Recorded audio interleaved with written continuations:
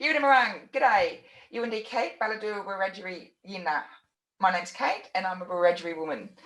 I haven't always known I was a Wiradjuri woman. It was a very poorly kept family secret, but it actually does explain how I ended up where I am today in some way. But let me take a little step back. So what I do is I do stormwater research. And I do stormwater research because one day when I was younger than you all probably are, I was playing in my favourite spot in the creek, which still runs through the back of my parents' house. And it used to be this lovely clear pond. It was big enough that you kind of could dog paddle from one side back. And I'd always known there was this big round pipe there, but it never seemed really any major problem until one day I went back to that site for swim and couldn't see the bottom like I used to be able to. I was like, oh, okay, this has happened before. Went back the next day, still couldn't see the bottom of the little pond. Never was able to see the bottom of that pond again. Horrified, mortified. Can still feel in my body today how distressed I was at that time. And it turned out that concrete pipe that I kind of ignored for a long time was a stormwater pipe. And that the pond that I like, the pool that I like to play in, was the discharge point for that pipe. And as more concrete came in the suburbs, more rainwater got washed away, wasn't allowed to go into the grass anymore, got washed onto the concrete, into the pipe, and ultimately into my swimming spot. Took me a long time to work out that's what that was, because, you know, when you're young, things don't always make sense. And then as you get older, you go, oh, that's what that was, and that's what happened. And so that's part of the reason why I have ended up doing so much research on stormwater, because as a young person, it just really changed my life. And physically, I still feel it today, how difficult that was for me. I had to walk past that site all the time. It was how I went to and from the bus stop. Never got to get over the pain of losing my favourite swimming spot. Still played in that creek for my whole life. When I go back to my parents' house, still play in that creek. You might all know schoolies. Rather than going to the Gold Coast, my friends and I, we played in the creek for schoolies. That's how much I love that creek.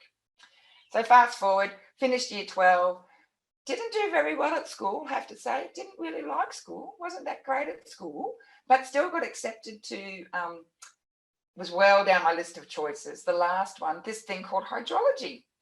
And I was quite young when I finished school, and when I was filling out my form to go to uni, I was like, oh my God, I'm only 16. I'll only be 16 when I start uni. That's way too young to know what you want to be when you grow up. Way too young. So I took a year off. I had a gap year long before gap years were trendy. And my gap year lasted about 10 years.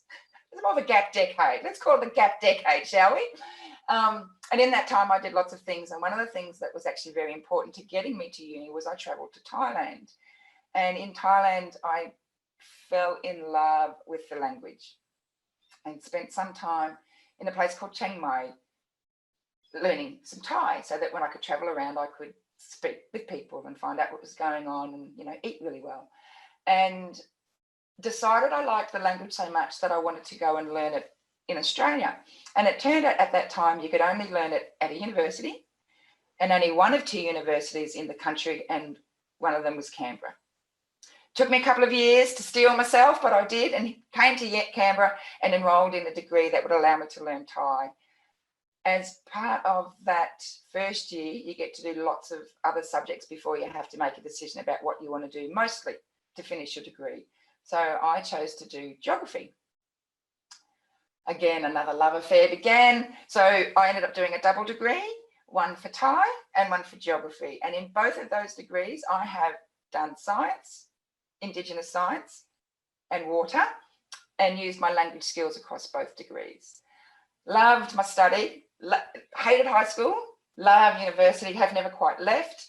So did 2 undergraduate degrees together, spent some time in the public service, decided I want to come back to uni, did another degree in Asian studies where I looked at Indigenous sciences, and I compared how the Indigenous science in Thailand, called Pumbanya Tongkin, how that looks at what in English and the Western science model we called stormwater, and was amazed to discover that there's no such thing. Because to use water, and you have to pollute it, but to leave it polluted was just just like what you consciously make water polluted for no purpose other than like it just people I spoke to in Thailand could not understand what I was trying to say about stormwater. And then, so I finished that degree, that was great fun. And then I went and did a Masters of Geography where I looked at water in a different way, like how water moves underground in a thing called the hyporheic zone, which is a zone of transition between surface water and groundwater. And got to do that in Thailand. So I got to use my language skills and that was all very exciting. But this thing about stormwater and that only, it seems like Western science talks about stormwater was niggling away at the back of my mind. So I enrolled in a PhD to look at how you can use Indigenous sciences in urban water management. And what I do now is I try to bring ways of doing Indigenous science, so centering country, relational accountability, into urban water management in the stormwater channels. And I also use Indigenous practices, so leaky weirs and working with natural processes. So that's how I got to where I am. That's kind of a story. Who are you? See you later.